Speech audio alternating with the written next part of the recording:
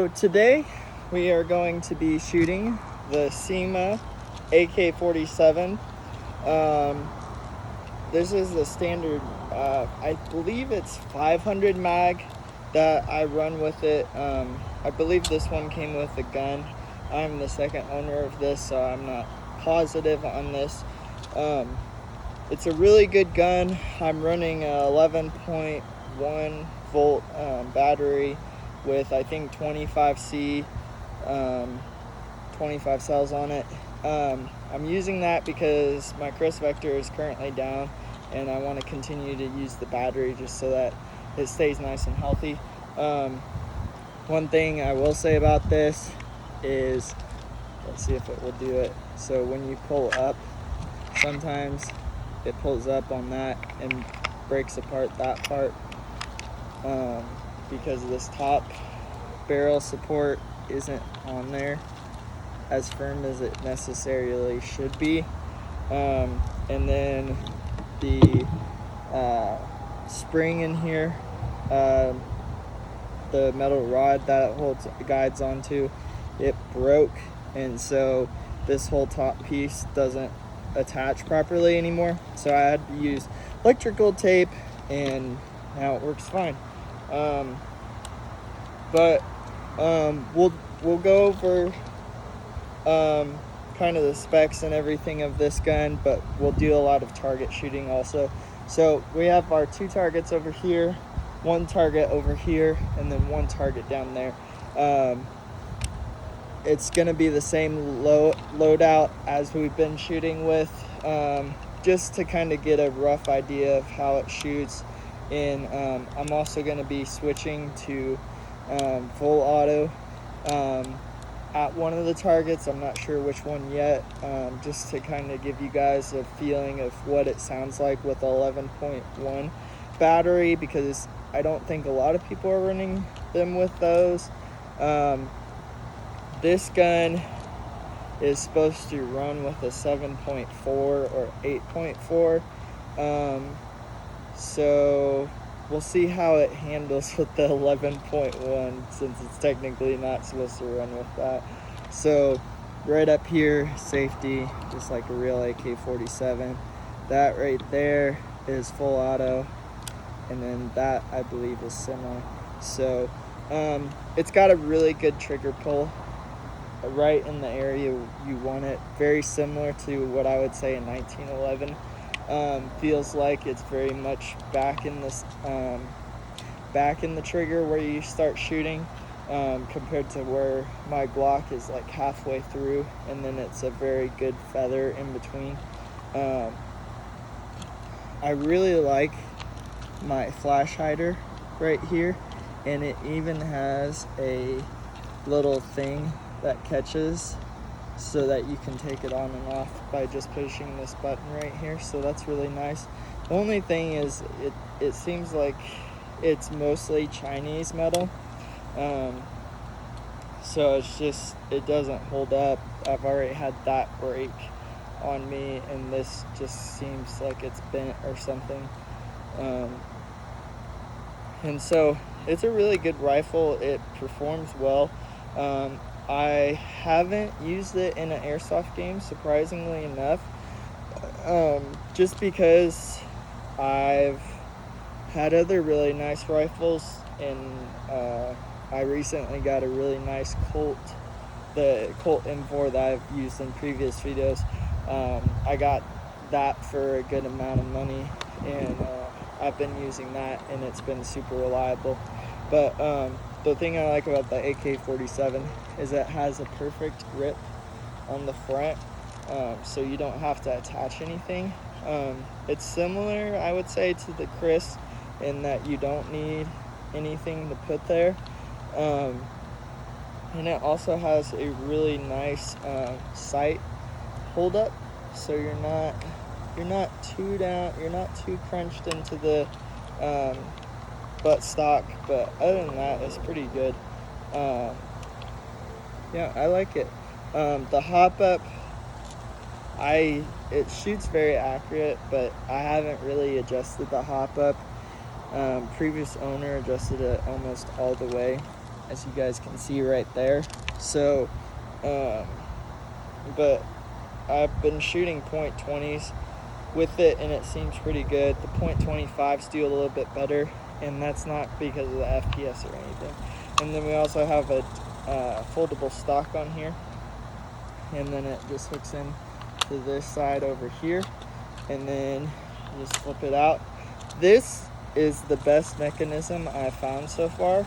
I had a HK MP5, I think it was the tactical version, and it was a horrible mechanism, and it broke within the first 3 weeks. My friend had it, and then once I got it, I basically had to leave it out the whole time because the mechanism was broken, so you can't pop it in and out.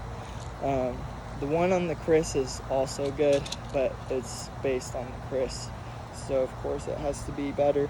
And then I have the rail mount right here, which I sadly do not have a sight for it, but like I said, with this gun it's pretty accurate, so you don't have to worry about it too much. And then if you want some storage capabilities, it's got a little storage thing. You can put an extra small battery in there or something like that. But anyway, let's shoot it. And I'm gonna test to make sure this is semi. Yep, semi. And this is, like I said, 11.1, so it has a very short action compared to what it usually has. So we'll see if it actually shoots well or not. Then I would rack the slide, but it's broken, so. Oh, and there we go. That little piece. I pulled the handguard a little bit too much, and it didn't like that. I think I'm probably just gonna have to put electrical tape on that too, so. Here we go. 3, 2, 1.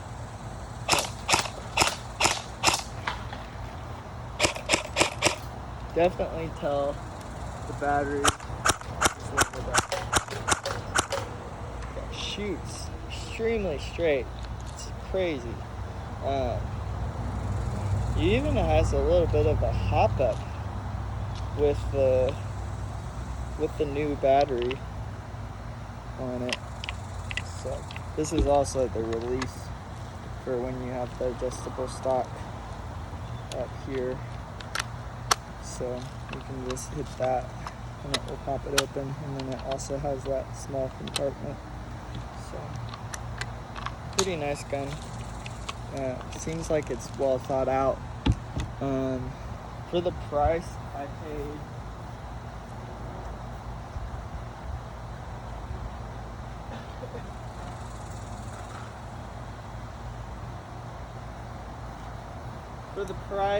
paid, about $70 for it, I think,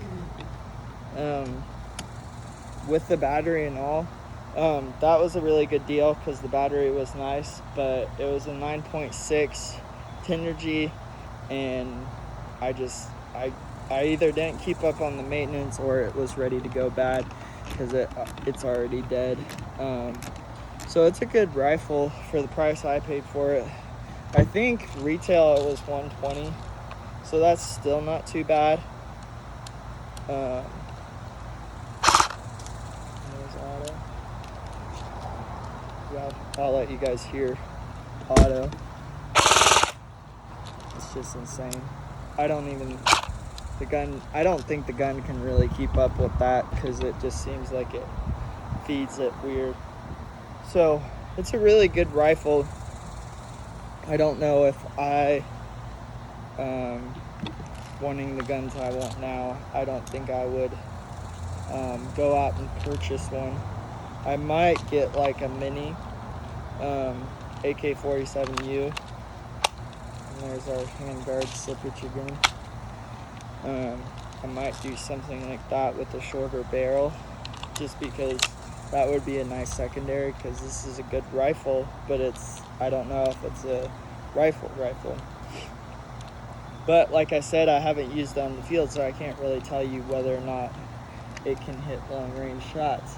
So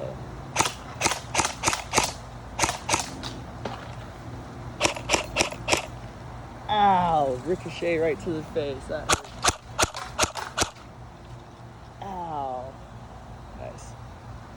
That's what happens when you shoot straight at a brick wall, literally.